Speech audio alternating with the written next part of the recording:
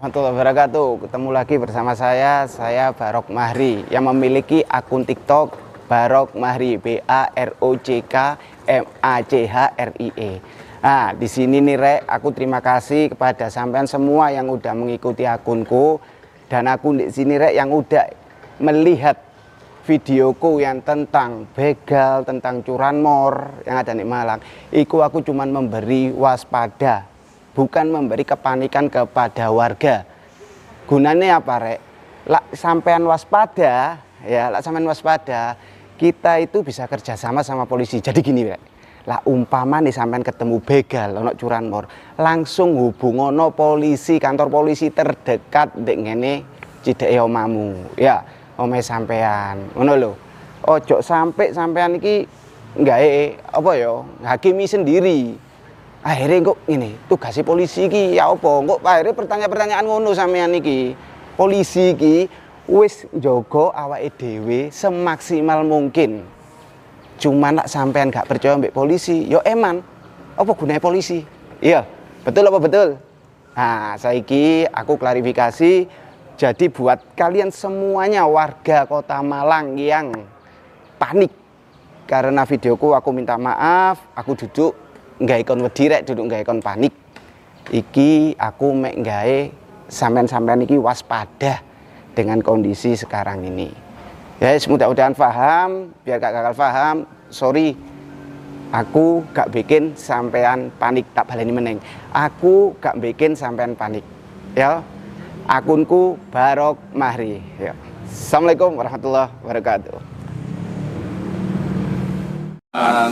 Viralnya aksi begal terjadi di beberapa tempat. Pertama ada Sabilillah, ada di daerah Sawo Jajar, ada di dekat Korjesu. Nah, kami sudah membentuk tim dari jajaran reskrim, polsek-polsek untuk membagi tugas.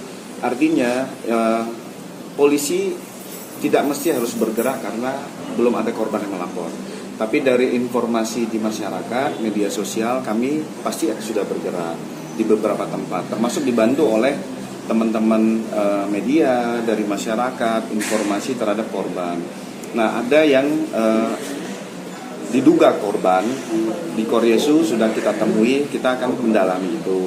Terus yang kedua, diduga korban yang di di Sawo Jajar, itu juga nanti janjian di hari Jumat. Nah, yang Sabilillah belum.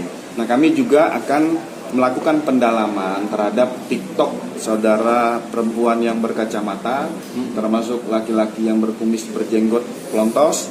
Kita akan mendalami, maksudnya informasi ini apakah ditemukan langsung, kalau mengenali korban atau saksi seperti apa, ini akan membantu.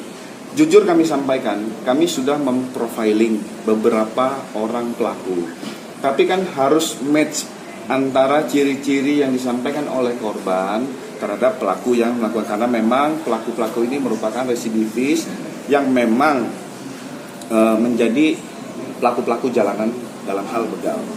Tapi di balik itu kita juga harus bisa menciptakan rasa aman di masyarakat, sehingga pemberitaan harus bisa terjaga dengan baik. Terus kita harus bisa mengklarifikasi apa yang kita unggah itu bisa dipertanggungjawabkan, sehingga tidak menimbulkan rasa ketakutan, kekhawatiran bagi orang tua jika anak-anaknya di luar. Yakin dan percayalah, kepolisian, TNI beserta seluruh komunitas peduli Malang Raya ini terhadap situasi Kamtimas pasti akan bekerja. Ingat, kita itu tidak akan pernah lelah untuk memberikan rasa aman, rasa nyaman di wilayah Kota Malang. Kalau ada masyarakat yang bisa menemukan informasi ini, silakan hubungi Polresta Malang. Kita yang akan datang jemput bola. Pak mau bikin sayembara gitu Pak? Mau bikin sayembara? Nanti 1 Juli lah sayembara. Selamat malam warga Malang Raya. Nama saya Muhammad Sukron. Saya beralamatkan di Jalan Tumapel, Singosari. Di sini saya akan mengklarifikasi tentang berita pembegalan yang diunggah di media sosial Instagram. Nah, ceritanya begini. Saya kaget.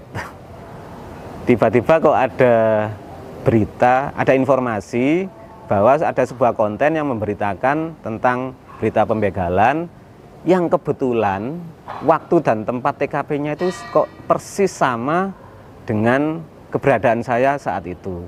Yaitu saat itu saya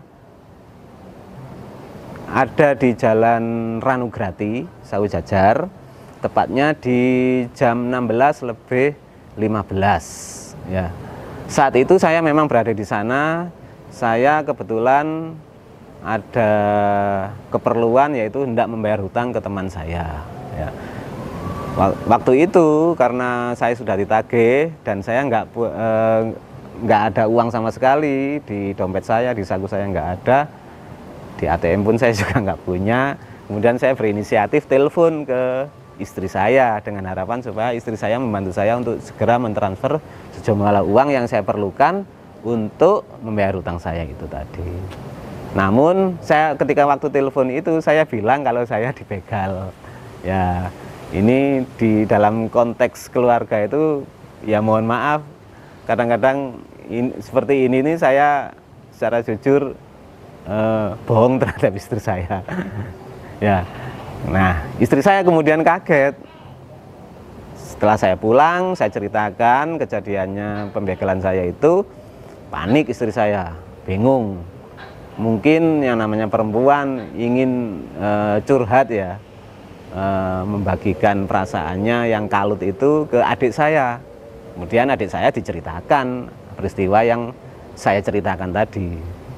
Kemudian adik saya pun juga demikian. Di tempat kerjanya, ia kemudian cerita ke temannya, ya, cerita ke temannya. Kemudian temannya adik saya itu tadi cerita ke anaknya. Ternyata anaknya inilah yang mengunggah konten yang persis TKP-nya itu sama dengan kejadiannya sama dengan ketika saya berada di Ranugrati itu, ya, tentang berita pembegalan saya. Nah, untuk masyarakat Malang Raya, saya berharap kalau dari kejadian yang saya alami ini, janganlah terburu-buru untuk mengunggah sebuah konten yang belum tentu kebenarannya, karena ini akan menjadi berita hoak, ya.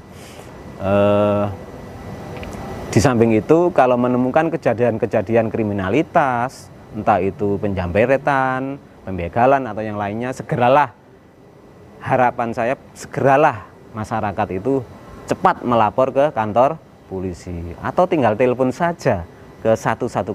Enak kan? Mudah sebenarnya untuk melapor itu. Nah, dengan melapor maka pihak kepolisian segera bisa bertindak, ya. Kalau nggak ada yang melapor, ya gimana bisa tahu kalau ada kejadian-kejadian kriminalitas seperti itu. Jadi harapan saya itu kalau masyarakat tahu kejadian-kejadian seperti itu, segeralah melapor, ya. Dengan demikian maka pihak kepolisian juga merasa mendapatkan informasi sehingga cepat bergerak dan cepat menuntaskan kejadian-kejadian yang mungkin dialami di wilayah Malang Raya ini, terutama tentang masalah kriminalitas. Harapannya angka kriminalitas di Kota Malang ini dan Malang Raya tentunya bisa ditekan dan berkuranglah paling tidak, apalagi tidak ada sama sekali, itu harapan kita semua, ya. Seperti itu mungkin harapan saya.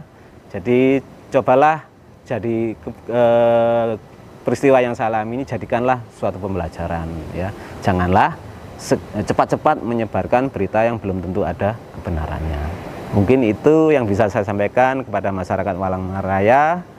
Terima kasih atas perhatiannya. Saya ucapkan wassalamualaikum warahmatullahi wabarakatuh.